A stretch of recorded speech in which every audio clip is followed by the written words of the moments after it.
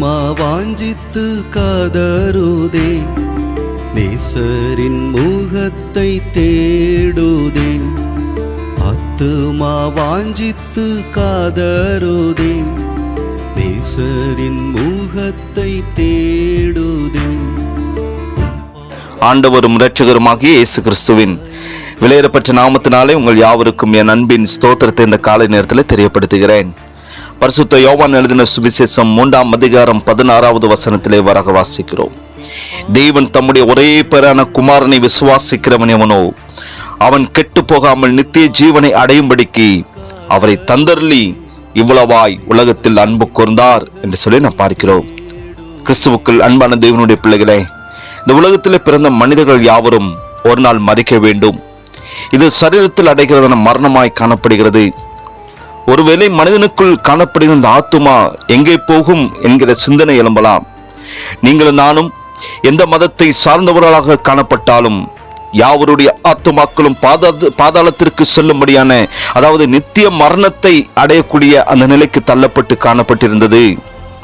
ஒருவேளை ஏன் இப்படி ஆயிற்று என்று சொல்லி நாம் பார்க்கின்றதான பொழுது, இந்த பூமியில உருவாக்கப்பட்டதான முதல் பெற்றோர்களாய் காணப்பட்ட ஆதாம் ஏவாள் இவர்கள் பிசாசானவனுக்கு கீழ்ப்படிந்தபடியால் தங்களுக்குள் இருந்ததான அந்த தெய்வ மகிமையை, தெய்வ சாயலை அவர்கள் முற்றிலுமாக இழந்து போனார்கள். அந்த பிசாசானவனுக்கு அவர்கள் அடிமையானார்கள்.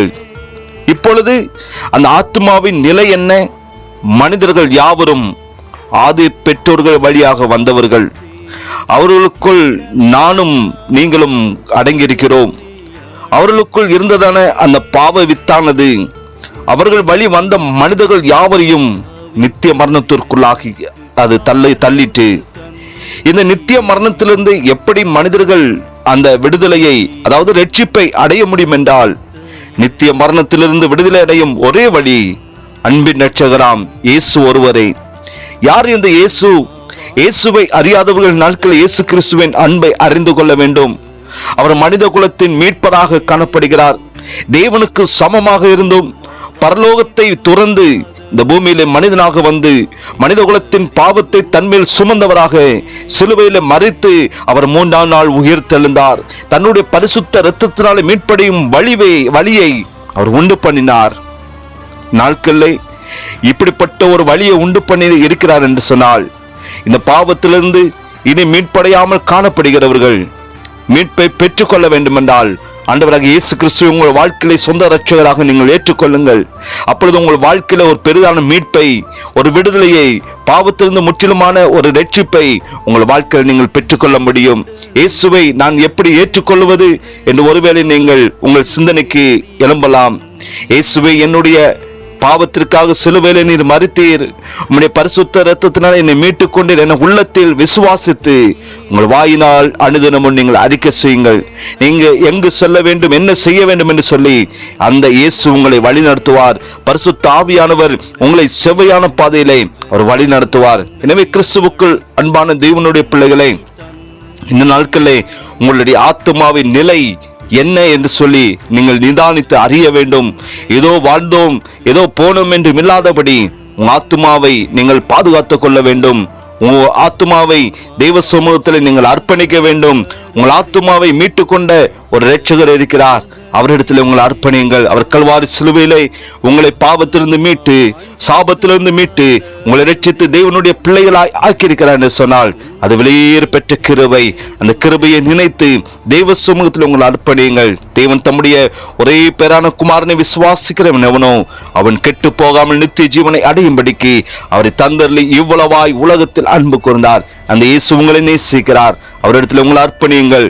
உங்களுடைய பாவத்திலிருந்தும் சாபத்திலிருந்தும் சகல விதமான இக்கட்டான சூழ்நிலையிலிருந்தும் உங்களை விடுவித்து அந்த நித்திய பாதையிலே அவர் உங்களை வழி நடத்த அவர் வல்லமில்ல தேவனாயிருக்கிறார். செபிக்கலாமா? அன்புள்ள பிதாவே, இந்த காலை வேலைக்காக உமக்கு நன்றி செலுத்துகிற ஆண்டவரே, தகப்பனே, எங்களை மீட்பதற்காக நீர் அனுப்பின உம்முடைய குமாரனுக்காக இயேசு கிறிஸ்துவுக்காக நாங்கள் நன்றி செலுத்துகிறோம். அப்பா, இன்று ஆண்டவரே, எங்களுடைய வாழ்க்கையை உம்மிடத்தில் ஒரு விஷயம் கூட நாங்கள் அர்ப்பணிக்கிறோம். தெய்வ சமூகத்தில் அர்ப்பணித்ததான ஒவ்வொருவரையும் உம்முடைய திருக்கரத்தில் நாங்கள் தாழ்த்துகிற ஆண்டவரே, அவர்களை கண்ணோக்கி பார்ப்பீராக. சகல விதமான கட்டுகளிலிருந்தும் பாவ சோதனையிலிருந்தும் எல்லாரையும் விடுவித்து தேவனின் பாதுகாப்பீராக. மக்கு நன்றி செலுத்துகிறோம், மக்கு நன்றி செலுத்துகிறோம். நீரே வழி நடத்தும், நீரே பாதுகாத்துக் கொள்ளும். இரட்சகர் இயேசுவின் நாமத்தில் ஜெபிக்கிற நல்ல பிதாவே, ஆமேன், ஆமேன். ஆதரவின்றி இருந்த எனக்கு உதவி செய்தீரே. ஆத்துமா வாஞ்சித்து காதருதே, நேசரின் முகத்தை தேடுதே. ஆத்துமா வாஞ்சித்து காதருதே, நேசரின் முகத்தை தேடுதே. பாதம் பணிந்து உம்மையே நோக்கி ஆனந்தம் கொள்ளுதே. பாதம் பணிந்து உம்மையே நோக்கி ஆனந்தம் கொள்ளுதே. ஆத்துமா வாஞ்சித்து காதருதே, நேசரின் முகத்தை தேடுதே. ஆத்துமா வாஞ்சித்து காதருதே, நேசரின் முகத்தை